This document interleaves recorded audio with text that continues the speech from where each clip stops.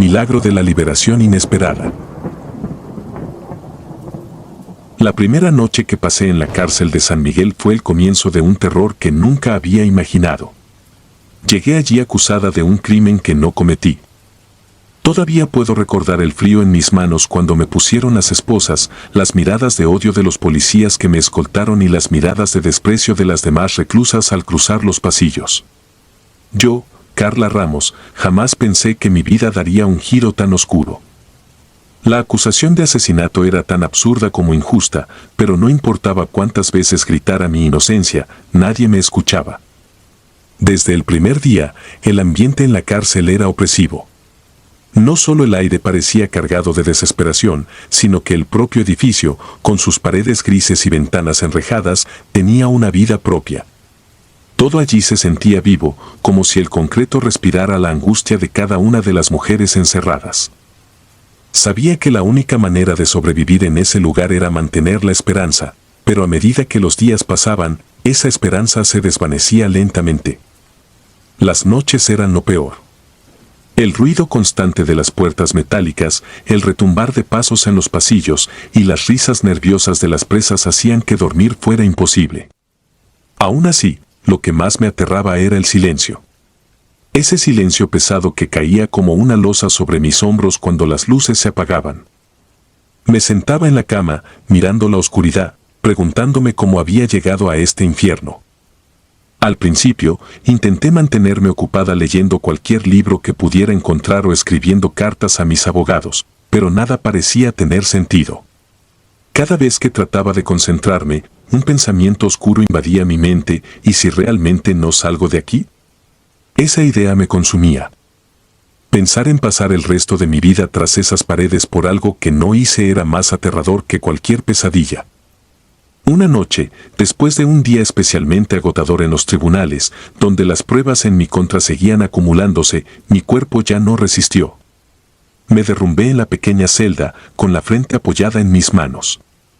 Sentí una desesperación tan profunda que ni siquiera podía llorar. El aire en la celda era denso, casi irrespirable, como si el peso de todas mis angustias lo aplastara. En ese momento, recordé algo que había oído durante los primeros días en la cárcel. Una de las reclusas, una mujer mayor de nombre Lidia, había mencionado a la Santa Muerte. Según ella, varias mujeres en San Miguel rezaban en secreto a la Santa Muerte, y en más de una ocasión ella había respondido: "Nunca creí en esas cosas". Siempre fui más racional, confiando en que la justicia saldría a la luz tarde o temprano. Pero esa noche, algo en mí cambió. Saqué una hoja de papel vieja y comencé a escribir. No sabía cómo hacerlo, nunca había rezado a la Santa Muerte antes. Las palabras simplemente salían de mi mente, sin orden ni estructura. Santa Muerte, si estás ahí, ayúdame. No pido mucho. Solo quiero que se sepa la verdad. Que me liberen de esta pesadilla.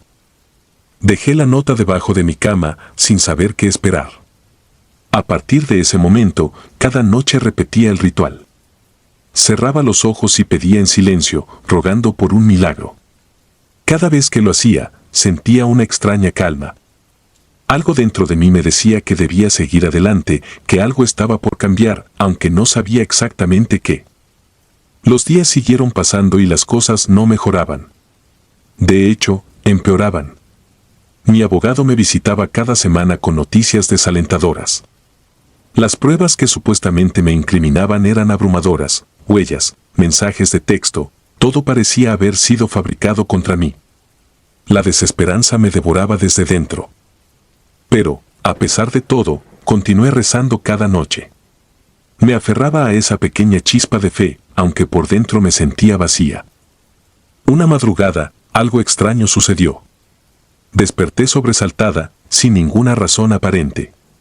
Abrí los ojos y lo único que podía ver era la penumbra de la celda. Me levanté de la cama y, sin saber por qué, caminé hacia la pequeña ventana con barrotes que daba al patio central. Lo que vi no tenía explicación. Había algo allí, en medio de la oscuridad, algo que no debería estar. No era una persona, no era un objeto.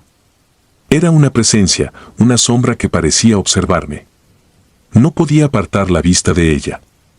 El miedo me paralizó, pero no era un miedo convencional. Era algo más profundo, una mezcla de terror y una extraña sensación de protección. Aquella figura se desvaneció tan rápido como había aparecido. Me quedé allí, temblando, sin entender lo que había presenciado. Quise convencerme de que había sido producto de mi imaginación, una ilusión causada por la fatiga y la ansiedad. Pero en el fondo sabía que no era así. Al día siguiente, la rutina continuó como siempre. Sin embargo, algo cambió. Mi abogado llegó con una expresión que nunca le había visto antes. Traía un sobre en sus manos. Dentro de ese sobre había pruebas que jamás habíamos encontrado. Pruebas que, de manera inexplicable, demostraban que todo el caso en mi contra había sido manipulado. Mensajes, grabaciones, testigos falsos, todo. De un día para otro, el caso dio un giro completo. Las autoridades no podían entender cómo esas pruebas habían salido a la luz. El abogado del Estado se mostró sorprendido, los jueces no daban crédito a lo que estaban viendo. Todo aquello que había sido utilizado para incriminarme se desmoronó en cuestión de horas. Una semana después, fui liberada. Mi nombre fue exonerado, mi caso cerrado. Nadie pudo explicar cómo habían aparecido esas pruebas. Para mí, la respuesta era clara, la Santa Muerte había escuchado mis plegarias. Ese ser que había sentido en mi celda, esa presencia que me había observado, no era una alucinación. Algo o alguien había intervenido. Al salir de la prisión, me costaba creer lo que había vivido. El mundo exterior se sentía extraño, distante, como si ya no perteneciera a él. Caminé por las calles de mi barrio, respirando el aire fresco por primera vez en meses. La gente pasaba a mi lado, ajena a mi historia, sin saber que había sobrevivido a algo más allá de lo humano. No regresé a mi antigua vida. Sabía que algo dentro de mí había cambiado para siempre.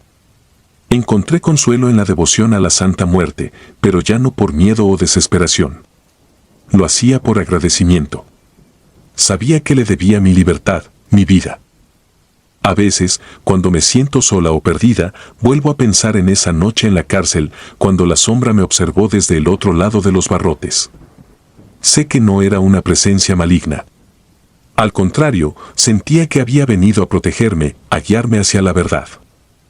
Hoy, cada vez que veo una imagen de la Santa Muerte, algo se remueve en lo más profundo de mi ser. No es terror lo que siento, ni tampoco calma. Es una certeza, una convicción de que en este mundo, más allá de lo que entendemos, existen fuerzas que no podemos controlar ni explicar. Y algunas veces, esas fuerzas, por razones que nunca sabremos, deciden intervenir en nuestras vidas. La libertad que ahora tengo no es solo física. Es también una libertad del miedo, del sufrimiento, de la angustia que una vez me consumió. La cárcel ya no me aprisiona, pero lo que sucedió en su interior sigue vivo en mi memoria. La sombra que me liberó sigue presente, y aunque ya no la vea, sé que está cerca. El hijo sanado. Siempre pensé que el miedo verdadero era una emoción reservada para momentos extraordinarios, accidentes, desastres naturales, esos eventos que transforman la vida en un segundo. Nunca creí que el verdadero terror podía nacer en el espacio ordinario de una consulta médica, bajo luces fluorescentes, con un médico serio mirando sus papeles. Lo que más me aterra ahora no son los gritos en una película ni las historias de fantasmas, sino la voz calmada de ese doctor cuando me dijo que mi hijo, Sebastián, tenía leucemia. Y no una leucemia cualquiera, sino un tipo tan agresivo que, según los especialistas, no había tratamiento que garantizara una cura. Su pronóstico era de meses, quizás semanas. Salí de la consulta con Sebastián a mi lado, sin saber qué hacer. Él, inocente, con sus 6 años, no entendía la magnitud de lo que acabábamos de escuchar. Yo sí. Sentí que el mundo se derrumbaba a mi alrededor. Esa tarde, de camino a casa, el viento soplaba fuerte, pero dentro de mí todo era quietud, como si una parálisis emocional me hubiera invadido. Mientras caminaba por las calles grises de Puebla, veía pasar a la gente, ajena a mi tragedia, mientras yo cargaba la noticia como una lápida sobre los hombros. Pasaron los días y con ellos una frenética búsqueda por una solución. Consultamos con médicos de renombre, hicimos viajes a hospitales de la Ciudad de México, investigamos tratamientos experimentales, pero todo lo que recibíamos era una creciente lista de negativas y más diagnósticos sombríos. Sebastián comenzó a perder peso rápidamente, su piel se tornaba pálida y sus ojos, que alguna vez fueron llenos de vida, ahora parecían cansados, apagados. Me atormentaba verlo así. Una tarde, mientras estaba sentada frente a mi computadora leyendo sobre terapias alternativas, me llegó a la mente algo que hacía tiempo había oído, pero que siempre había considerado demasiado oscuro o fuera de mi alcance. Había oído sobre la Santa Muerte, una figura controversial y temida en la cultura popular mexicana. Sabía que era venerada por algunos en busca de protección, milagros, incluso curas. Hasta ese momento, no había sido más que un mito urbano para mí. Sin embargo, en la desesperación, uno busca cualquier salida, cualquier resquicio de esperanza, por más improbable o sombrío que sea. Esa misma noche, mientras Sebastián dormía, decidí hacer algo que nunca creí posible: construí un altar a la Santa Muerte en un rincón de la sala. No fue algo elaborado. Tomé algunas velas, flores de cempasúchil que había conseguido en el mercado, e improvisé una pequeña figura de la Santa Muerte con una estatuilla que me había prestado una vecina devota. Mientras organizaba todo, una extraña calma comenzó a llenarme, como si la desesperación se disolviera lentamente. Sabía que esto no era una garantía, pero al menos me ofrecía algo a lo que aferrarme. Durante las siguientes semanas, todas las noches encendía las velas y rezaba en silencio frente al altar. Hacía pequeñas ofrendas, pan, frutas, incluso dulces que Sebastián amaba pero que ya no podía comer. Cada noche me arrodillaba ante la Santa Muerte y pedía por una sola cosa: que salvara a mi hijo. No pedía riquezas ni favores, solo que le diera a Sebastián más tiempo, que su vida no terminara tan pronto. Y cada vez que lo hacía, me sumergía en una fe que no había sentido nunca antes. Cada rezo era más intenso que el anterior, como si algo dentro de mí se sincronizara con ese acto de devoción. Sebastián, mientras tanto, empeoraba. Las noches eran largas, llenas de su respiración agitada y el miedo de que, en cualquier momento, pudiera ser la última. Su cuerpo estaba tan débil que apenas podía levantarse de la cama. Los médicos nos dijeron que no quedaba nada por hacer, que solo nos quedaba esperar el final. Fue entonces cuando algo cambió. Una madrugada, me desperté al sentir una presencia. No había ruido, no había movimiento, pero la atmósfera en la casa había cambiado. Caminé hacia la habitación de Sebastián, temiendo lo peor, pero lo que vi me dejó congelada. Mi hijo estaba despierto, sentado en la cama.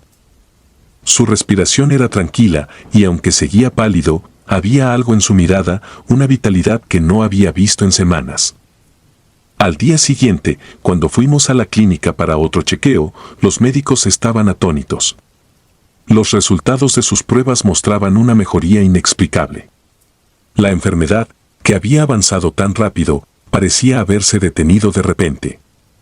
Los médicos no podían explicarlo, lo atribuían a una remisión espontánea, algo que ocurre en casos muy raros. Pero yo sabía, en lo profundo de mi ser, que no había sido un fenómeno médico. Había sido la Santa Muerte, la misma entidad que había escuchado mis ruegos, la misma a la que ofrecí mis plegarias noche tras noche. Con el paso de las semanas, Sebastián continuó mejorando. Poco a poco recuperó el apetito, el color volvió a sus mejillas y comenzó a caminar por la casa de nuevo. Era un milagro. Los médicos seguían sin poder explicarlo, insistían en que deberíamos seguir vigilándolo de cerca, pero yo sabía que algo más había ocurrido. Algo más allá de la ciencia, algo que desafiaba cualquier explicación lógica. El altar de la Santa Muerte seguía en su lugar, intacto, como un recordatorio de todo lo que había ocurrido. Ya no sentía miedo al mirarlo, ni dudas sobre lo que representaba. Me daba cuenta de que, aunque muchos la temían, la Santa Muerte había sido mi salvación. Ella había respondido cuando nadie más lo hizo. La devoción que había nacido en esos días oscuros ahora era parte de mí, como una segunda piel, como una verdad que no podía ignorar. Pero la historia no terminó ahí. Aunque Sebastián parecía estar completamente sano, algo en la casa había cambiado para siempre. No era algo visible o tangible, pero la atmósfera se había vuelto diferente. Las noches, aunque tranquilas, tenían un peso que antes no estaba. La presencia de la Santa Muerte, aunque benévola, era constante. No había agresividad ni peligro en ella, pero tampoco se sentía completamente ajena. Algunas noches, cuando todos en la casa estaban dormidos, me despertaba sin razón aparente, como si algo me llamara desde el altar. Caminaba por la sala y veía las velas que aún encendía cada noche, y por un momento me invadía una mezcla de gratitud y algo que no podía definir. No era miedo, pero sí una sensación de estar observada, como si, a partir de ese momento, mi vida estuviera marcada por esa devoción que había crecido en mí.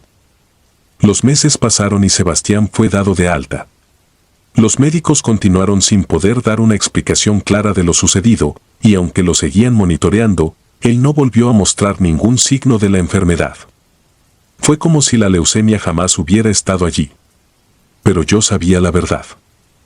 Sabía que la Santa Muerte había intervenido, que ella había cambiado el curso de nuestras vidas. Ahora, cada vez que alguien me pregunta sobre lo que ocurrió, me limito a sonreír y a decir que fue un milagro. No explico los detalles, no hablo de los rezos ni del altar.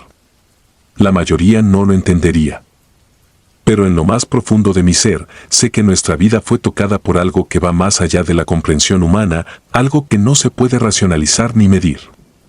Y aunque no lo busqué, encontré una conexión con esa figura misteriosa, esa entidad que algunos temen y otros veneran. El altar sigue en su lugar. Las velas siguen ardiendo. Y cada noche, cuando todos están dormidos, yo me arrodillo frente a él, no por miedo ni por desesperación, sino por respeto, por gratitud. Porque sé que, aunque lo invisible no pueda explicarse, a veces, lo que no vemos es lo que nos salva. Y lo que me salvó a mí fue esa sombra que habita en la oscuridad, esperando ser invocada, esperando el llamado de quienes, como yo, ya no tienen más a quien acudir. El precio del éxito. Mi vida se había convertido en una cuenta regresiva hacia el fracaso. Día tras día, abría las puertas de la pequeña papelería que mi abuela había fundado, esperando lo inevitable, la quiebra. Papelería Donosa, como la llamó ella en honor a su madre, era todo lo que me quedaba, mi única conexión con mi familia y, a la vez, mi única fuente de ingresos. Mi abuela la había construido con amor, pero ahora yo estaba fallando en mantenerla a flote. El lugar, una pequeña tienda en una esquina olvidada del centro de Toluca, había conocido tiempos mejores. Las paredes, aunque limpias, estaban descoloridas por los años y los estantes de madera crujían bajo el peso de los pocos productos que quedaban.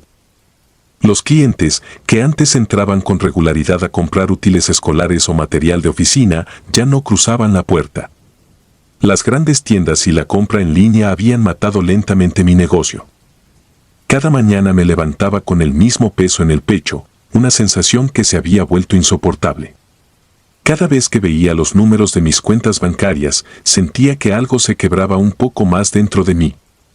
El alquiler estaba atrasado, las facturas sin pagar se acumulaban sobre el escritorio, y no tenía idea de cómo iba a salir adelante.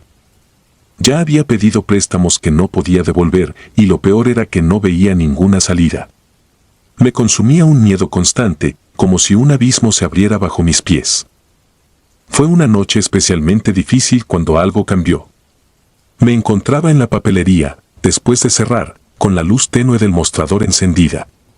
Sentada en una silla detrás del mostrador, miraba las viejas fotos de mi abuela que colgaban en la pared. En su rostro se veía el orgullo por lo que había construido, una vida dedicada a su pequeño negocio. Me sentía abrumada por la culpa. ¿Cómo podía estar fallando tanto? Mi vecina, Ana, había hablado en más de una ocasión de su devoción a la Santa Muerte. Siempre la escuchaba con curiosidad pero sin intención de involucrarme. Lo veía como una creencia oscura, algo para aquellos que habían agotado todas sus opciones. Pero esa noche, cuando no quedaba ni un rayo de esperanza en mí, decidí hacer lo impensable. Busqué en casa cualquier cosa que pudiera servirme para montar un pequeño altar. No era difícil. Encontré una figura de la Santa Muerte que Ana me había regalado años atrás, casi como una broma, pero que nunca había tirado. Recogí algunas velas, flores y una caja de cerillos. Mientras organizaba el altar en una esquina de la tienda, sentí una extraña calma. El miedo, aunque seguía ahí, estaba siendo reemplazado por algo más. ¿Fe? ¿Desesperación? No lo sabía. Arrodillada frente al altar improvisado, encendí las velas y cerré los ojos. No sabía cómo rezar, ni si lo estaba haciendo bien. Simplemente dejé que mi mente se llenara de imágenes, de mi abuela, del negocio en su época dorada, de mi vida antes de que todo se fuera desmoronando. Y en un momento, pedí con todas mis fuerzas. No pedí riqueza, ni éxito desmedido. Solo pedí una oportunidad de salvar la papelería, de mantener vivo el legado de mi familia. Los días siguientes transcurrieron de la misma manera. Me levantaba, abría la tienda y esperaba. Y aunque no había un cambio inmediato, algo dentro de mí comenzó a sentirse diferente. El miedo seguía ahí, pero ahora estaba acompañado por una ligera esperanza, una pequeña chispa que me empujaba a seguir adelante. Una semana después, algo inesperado sucedió. Alrededor del mediodía, cuando ya me preparaba para cerrar temprano debido a la falta de clientes, una mujer entró en la tienda. Era una clienta habitual que no había visto en meses. Compró una gran cantidad de material escolar y se fue sin más, pero lo que llamó mi atención fue lo que vino después. No pasó más de una hora cuando otro cliente entró y luego otro. Para el final del día, había atendido a más personas de las que había visto en los últimos 3 meses. Los días siguientes fueron un torbellino. Las ventas, que antes eran casi nulas, se dispararon. Cada mañana me encontraba con clientes esperando fuera de la tienda antes de que abriera. Algunos venían de lejos, diciendo que habían oído hablar de la papelería por amigos o familiares. Era como si el negocio se hubiera vuelto, de la noche a la mañana, un imán para todo aquel que necesitara algo relacionado con el material escolar o de oficina. No me atrevía a cuestionarlo. Simplemente me dejé llevar por la corriente de nuevos clientes, pedidos masivos y un éxito inesperado. Finalmente pude pagar todas mis deudas, saldar el alquiler atrasado y comprar nueva mercancía. El negocio, que había estado al borde de la quiebra, estaba ahora más próspero que nunca. Pero, con el paso del tiempo, comencé a notar algo extraño. Los clientes que venían a la tienda a menudo parecían diferentes. Algunos no hacían contacto visual, otros se movían por los pasillos en completo silencio, casi como si no estuvieran realmente allí. Había un hombre que venía cada viernes, siempre compraba lo mismo, una libreta y un bolígrafo, pero nunca me miraba a los ojos. Incluso algunos de los clientes habituales que conocía desde hacía años parecían cambiar. No podía explicarlo, pero una inquietud comenzó a crecer en mí. Las noches, después de cerrar, también se volvieron más tensas. A veces, cuando estaba sola en la tienda revisando el inventario, sentía una presencia. No era como si alguien estuviera allí físicamente, pero la sensación de ser observada era constante. A veces escuchaba algo caer, o veía sombras moverse en la periferia de mi visión, pero cuando miraba directamente, todo estaba en su lugar. Lo más extraño ocurrió un viernes por la tarde, cuando estaba cerrando la caja. Mientras contaba el dinero, noté que algunos billetes estaban desgastados, antiguos, como si no pertenecieran a esta época. Eran tan viejos que no parecían haber circulado en décadas. Al día siguiente, más billetes de este tipo aparecieron, y así sucesivamente. Intenté no pensar demasiado en ello, pero sabía que algo andaba mal. Conforme pasaban los meses, el éxito del negocio continuaba, pero la sensación de incomodidad se hizo más profunda. Cada vez que pasaba junto al altar de la Santa Muerte, encendía una vela y murmuraba un agradecimiento. Pero, al mismo tiempo, una parte de mí comenzaba a temer lo que había invocado. No podía evitar sentir que había hecho un trato sin entender las consecuencias. Una noche, mientras cerraba la tienda, encontré un sobre tirado frente a la puerta del almacén. Dentro había una pequeña nota escrita a mano. No decía mucho, solo una palabra, recuerda. Al principio, no entendí lo que significaba, pero cuanto más pensaba en ello, más sentía que era un recordatorio de algo que había olvidado. Esa noche, frente al altar, comprendí lo que había hecho. Había pedido ayuda y la Santa Muerte me la había dado. Pero, como todo en la vida, esa ayuda tenía un precio. No sabía cuál sería ese precio, ni cuándo lo tendría que pagar, pero sabía que no me había liberado de mis problemas, solo los había cambiado por otros. Desde entonces, vivo con esa incertidumbre entre la gratitud por el éxito del negocio y el miedo por lo que pueda venir. El altar sigue ahí, y aunque cada día le ofrezco algo nuevo, una vela, una flor, sé que lo que realmente pide es algo que no puedo prever. Y aunque los clientes sigan viniendo, y las ventas continúen, no puedo evitar pensar que, algún día, ese precio se cobrará. El negocio prospera, pero cada vez que cierro la tienda al final del día, me quedo sola en la oscuridad, preguntándome cuándo vendrá la verdadera factura. La visión en el sueño. No soy una persona que crea en lo sobrenatural. Jamás me ha atraído el misticismo ni las creencias populares que tanto arraigan a algunas personas. Pero lo que viví hace unos meses cambió esa certeza de una manera que aún me cuesta procesar. Mi vida, hasta entonces, había sido tranquila, normal. Quizás incluso aburrida para muchos. Trabajo como contadora en una empresa de seguros en Guadalajara, llevo una rutina sencilla y me gusta tener todo bajo control. No soy de esas personas que actúan por impulsos ni me dejo llevar por corazonadas. Pero todo eso cambió cuando los sueños comenzaron. El primer sueño llegó de la nada, sin ningún tipo de advertencia. Una noche, estaba profundamente dormida cuando me encontré en un lugar oscuro, como si estuviera dentro de un túnel sin fin. Caminaba, pero no podía ver hacia dónde iba. Entonces, la vi. Era alta, delgada, vestida con una túnica negra que rozaba el suelo. Su rostro estaba cubierto por una capucha, pero de alguna manera, sabía quién era. La reconocí al instante, aunque nunca antes la había visto en mis pensamientos. Era la Santa Muerte. En el sueño, no me dijo nada directamente. No lo necesitaba. Frente a ella, vi un autobús, uno de esos autobuses de larga distancia que viajan por carreteras solitarias entre ciudades. El autobús estaba vacío al principio, pero en cuestión de segundos comenzó a llenarse de personas que no conocía. Los rostros eran borrosos, irreconocibles, pero sabía que algo malo iba a sucederles.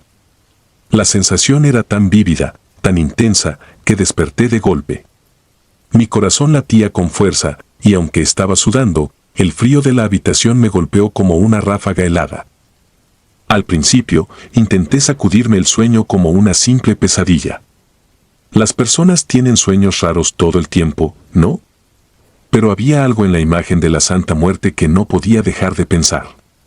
Me pareció inquietante que, sin creer en ella, su imagen hubiera aparecido tan clara en mi mente. Durante días, traté de convencerme de que había sido un mal sueño causado por el estrés del trabajo, pero entonces, volvió. La siguiente vez que la soñé, fue aún más intenso. Esta vez, no estaba simplemente caminando hacia el autobús. Me encontraba en una carretera desolada, parada frente a un accidente. Pude ver el mismo autobús del sueño anterior, pero ahora estaba volcado, hecho pedazos en la cuneta. Había humo y fuego saliendo de él, y dentro, cuerpos. Algunos inmóviles, otros apenas moviéndose. La imagen era tan real que podía sentir el calor de las llamas en mi piel, el olor a gasolina y metal quemado. Y allí, en medio de todo, estaba ella de nuevo, la Santa Muerte, observando el desastre desde lejos, inmutable, como si supiera que todo eso era inevitable. Me desperté esa vez con una sensación muy distinta. El sueño ya no era una simple pesadilla. Alguien, me estaba enviando un mensaje. Aunque no podía explicarlo lógicamente, sentí que estaba siendo advertida de algo. No soy supersticiosa, pero había algo en la repetición de esos sueños, en la imagen del autobús, que me hizo dudar. Una semana después, planeaba hacer un viaje en autobús a Zacatecas para visitar a unos amigos. Había reservado el pasaje días antes de que los sueños comenzaran y, por un momento, pensé que tal vez era una coincidencia. Quizás mi mente simplemente había asociado la imagen del autobús con el viaje, creando una fantasía aterradora basada en el miedo subconsciente. Pero, a medida que se acercaba la fecha del viaje, la inquietud creció dentro de mí. No podía dejar de pensar en el accidente, en los cuerpos atrapados entre los escombros y en esa figura oscura observándolo todo. Me encontraba distraída en el trabajo, incapaz de concentrarme en las tareas más sencillas. Había algo muy profundo diciéndome que no debía subirme a ese autobús. La noche anterior al viaje, tuve el sueño por tercera vez. Esta vez, era diferente. Ya no veía el accidente desde fuera. Me encontraba dentro del autobús, sentada en uno de los asientos delanteros. Podía sentir el movimiento del vehículo bajo mis pies, el suave traqueteo de las ruedas sobre el asfalto. Entonces, el autobús se desvió bruscamente. El sonido del metal rasgando el suelo, los gritos de los pasajeros, todo sucedió de repente.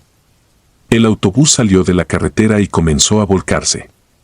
Pude sentir la fuerza del impacto en mi cuerpo, como todo a mi alrededor se rompía y giraba. Luego, todo se detuvo. Me encontraba de nuevo afuera, observando el desastre, y la Santa Muerte, como siempre, estaba allí, inmutable. Cuando desperté esa mañana, supe que no debía tomar ese autobús. No era una corazonada, era una certeza.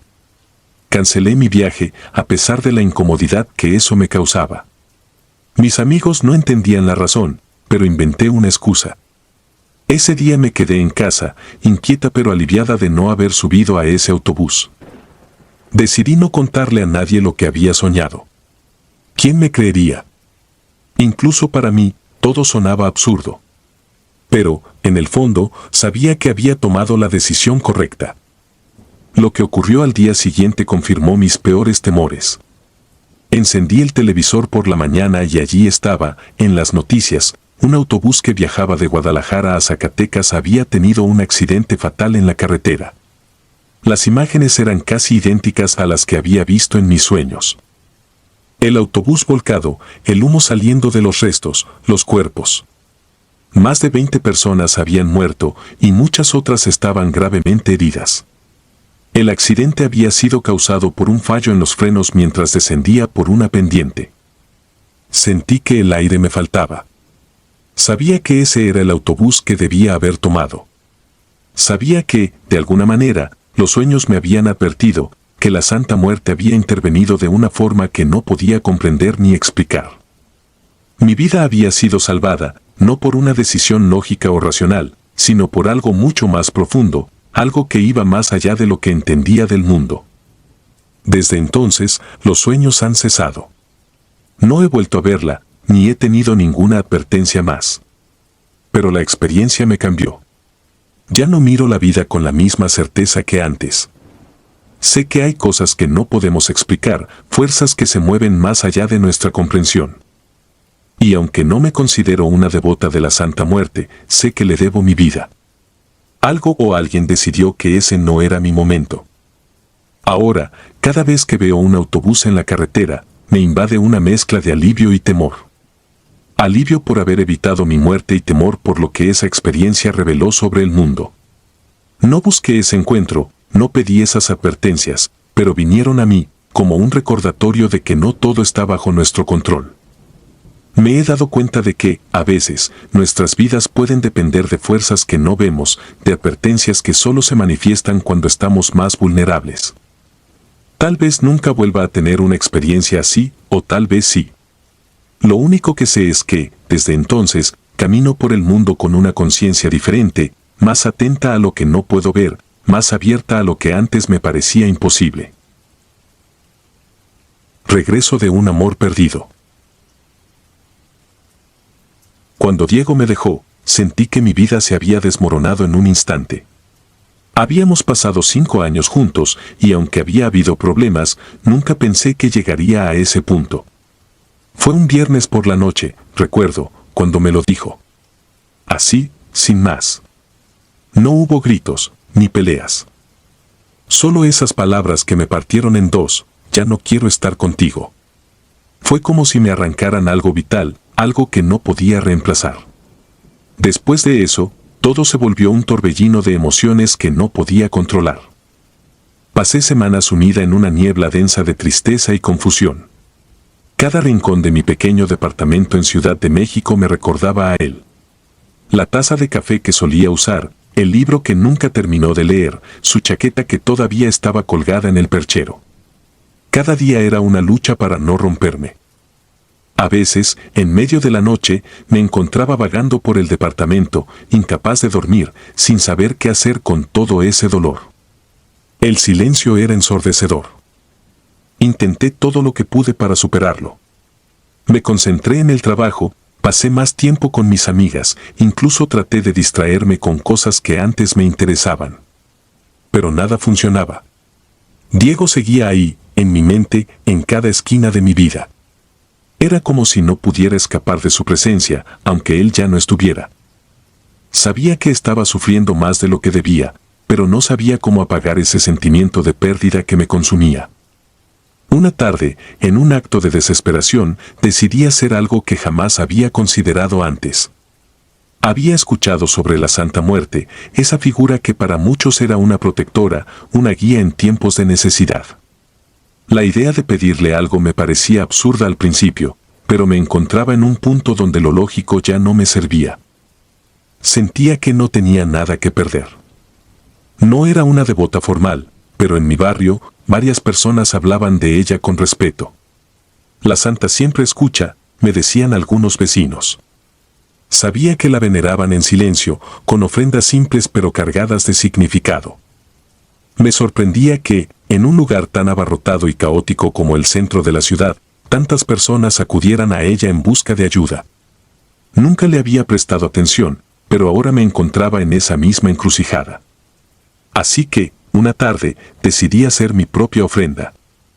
No sabía exactamente qué ofrecerle, así que hice lo que me pareció correcto. Coloqué una vela blanca en una pequeña mesa en mi habitación, rodeada de flores.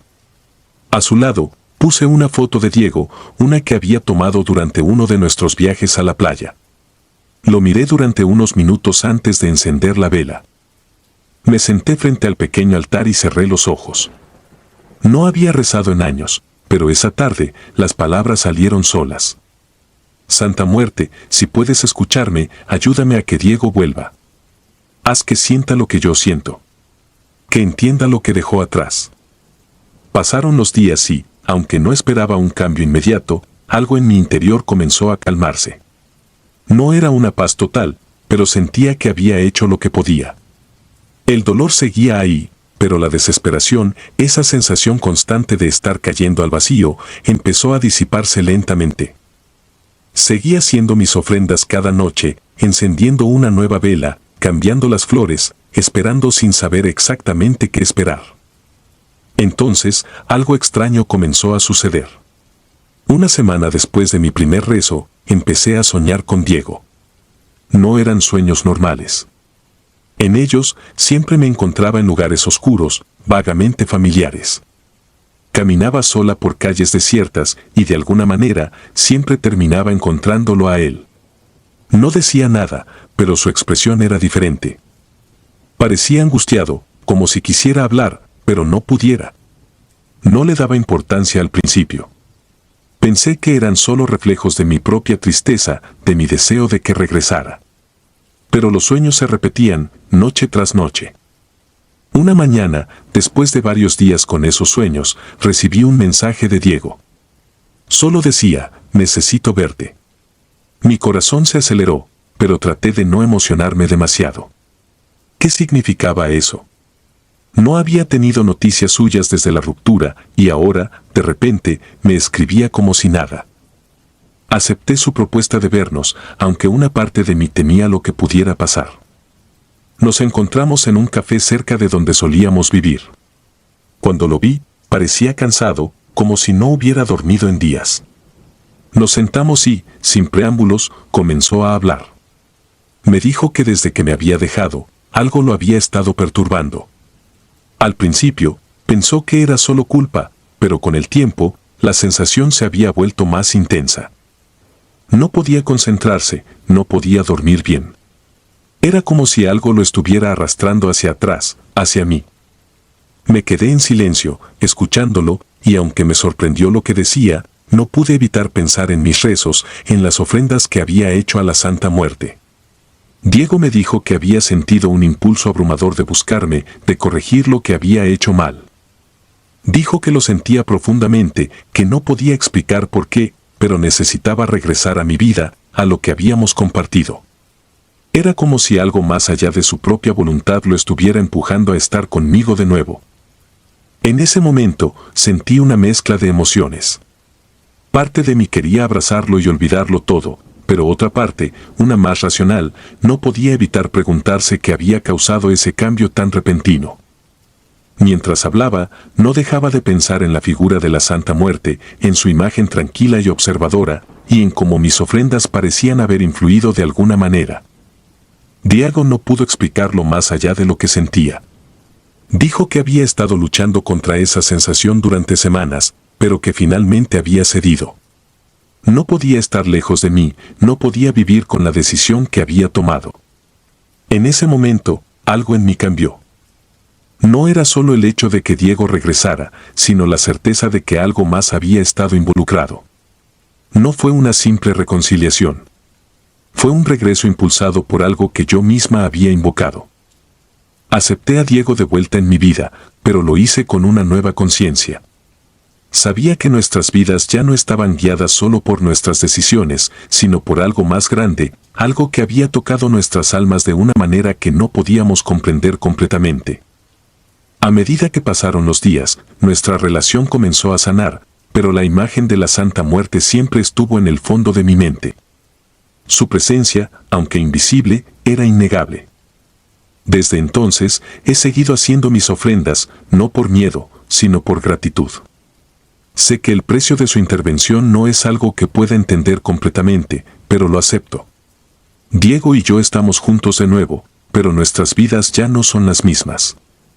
La Santa Muerte respondió a mi llamado, y aunque no puedo ver el futuro, sé que su influencia seguirá con nosotros. En las noches, cuando me despierto en la oscuridad y veo la tenue luz de la vela que arde en mi altar, siento una calma extraña. No es una paz normal. Es una tranquilidad cargada de misterio, una certeza de que hay fuerzas moviéndose a nuestro alrededor que no podemos controlar. Forces que, si las llamamos, pueden cambiar el curso de nuestras vidas de maneras que nunca imaginamos. Ahora sé que el amor no es solo algo que sentimos, sino algo que puede ser guiado por aquello que está más allá de nosotros. El camino de la muerte.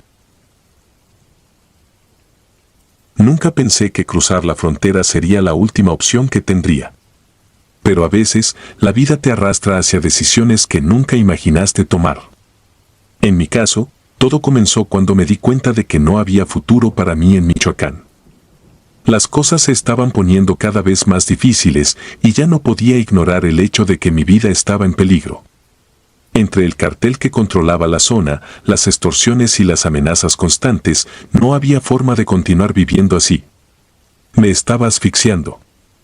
Las oportunidades desaparecían y cada día que pasaba, sentía que me acercaba un poco más a mi final. No fue una decisión fácil, pero finalmente decidí huir hacia los Estados Unidos. Sabía que sería peligroso, que el camino estaba lleno de riesgos, pero ¿qué otra opción tenía? Con los ahorros que logré juntar, contacté a un coyote. Me dijeron que era de confianza, pero en este mundo, ¿a quién puedes confiar de verdad? Todo estaba listo para el cruce, un grupo de migrantes, el coyote que nos guiaría y la promesa de llegar sanos y salvos al otro lado. Pero en el fondo, sabía que ninguna promesa en esas tierras era garantía de nada. Antes de partir, no me quedaba otra más que encomendarme a la Santa Muerte. No era una devota desde siempre, pero en los últimos años, había aprendido a confiar en ella. En mi barrio, muchos la veneraban en silencio. Para ellos, la Santa Muerte no era algo oscuro, sino una figura protectora, alguien a quien acudías cuando no había esperanza. En los días previos al cruce, armé un pequeño altar en la habitación donde me escondía, encendí una vela blanca y me arrodillé frente a su imagen. Le pedí protección. Que me ayudara a llegar al otro lado, que me acompañara en cada paso y no me dejara caer. Era todo lo que podía hacer. Sabía que el camino sería difícil, pero tenía fe en que ella me guiaría. La mañana del cruce, el coyote nos llevó a las afueras de un pequeño pueblo cerca de la frontera. Había unas 10 personas en el grupo, todos igual de nerviosos. No nos conocíamos entre nosotros, pero compartíamos el mismo miedo. Las instrucciones eran claras, seguirlo sin hacer preguntas, sin llamar la atención. El desierto era inmenso, y con cada paso parecía tragarnos un poco más. La primera noche fue agotadora, pero nada comparado con lo que vendría. Los primeros días fueron relativamente tranquilos. Caminamos sin descanso, escondiéndonos cuando veíamos pasar vehículos en la distancia. El sol quemaba nuestra piel y el agua era cada vez más escasa. Pero lo peor no era el calor, ni siquiera el hambre. Lo peor era el constante temor de lo que podía ocurrir en cualquier momento. Sabíamos que los carteles controlaban esas rutas. Si nos encontraban, lo mejor que podíamos esperar era ser despojados de nuestras pertenencias y dejados a nuestra suerte. Lo peor, no quería ni pensarlo. Una noche, mientras nos escondíamos en un cañón para evitar los patrullajes, escuchamos voces en la distancia. No eran policías. Los policías no hablaban así. Eran hombres armados, y estaban cerca. Muy cerca. Todos en el grupo se miraron, aterrados, como si estuvieran esperando el fin. El coyote nos hizo una señal para que no nos moviéramos. Mi corazón latía tan fuerte que pensé que podrían escucharlo. Me aferré a una pequeña medalla de la Santa Muerte que llevaba en el bolsillo, rezando en silencio para que no nos encontraran. Las voces se acercaron, pero por alguna razón, no bajaron hasta donde estábamos escondidos. Se quedaron en lo alto del cañón, hablando en voz alta, y luego se alejaron. No entendía cómo no nos vieron, cómo no se dieron cuenta de que estábamos allí. Sentí que algo, o alguien, nos había cubierto, protegiéndonos de ser descubiertos. No pude evitar pensar que la Santa Muerte había respondido a mis plegarias. Seguimos caminando durante días, agotados y deshidratados. El coyote nos empujaba a seguir adelante, sin detenernos más de lo necesario. Al caer la noche, las temperaturas descendían bruscamente y en esas horas de frío, mi mente se llenaba de dudas. ¿Realmente llegaríamos? ¿Sobreviviríamos al cruce? Pero en medio de esa incertidumbre, algo me impulsaba a seguir. Sentía que no estaba sola. El momento más aterrador llegó cuando nos topamos con un retén de autoridades locales en un pequeño camino que intentábamos cruzar. Sabíamos que, aunque fueran oficiales, no podíamos confiar en ellos. Las historias de migrantes entregados a los carteles por policías corruptos eran demasiado comunes. Cuando nos detuvieron, pensé que todo había terminado. Los oficiales revisaron nuestros documentos falsos, y con una sonrisa que me heló la sangre, uno de ellos le dijo algo al coyote. No entendí todo, pero sabía que estaban negociando algo. Esperamos durante horas, sin saber si nos dejarían seguir o si seríamos entregados. Fue una tortura. Me aferré a la medalla en mi bolsillo, rezando una vez más, pidiendo que, de alguna manera, pudiéramos salir de esa situación. Entonces, sin previo aviso, los oficiales nos devolvieron los documentos y nos dijeron que nos fuéramos. No podía entenderlo. Todo el grupo estaba en shock. El coyote, claramente nervioso, no dijo nada. Solo nos hizo una señal para que siguiéramos adelante. No sé qué pasó en ese retén, ni por qué nos dejaron ir. Pero en mi corazón sabía que algo había intervenido. No era suerte. Había algo más, algo que no podía explicar con palabras. Finalmente, después de casi 2 semanas de caminar por el desierto, llegamos a la frontera. El muro se alzaba ante nosotros, frío y amenazante, pero a la vez representaba la esperanza de un nuevo comienzo. Esperamos la noche para cruzar.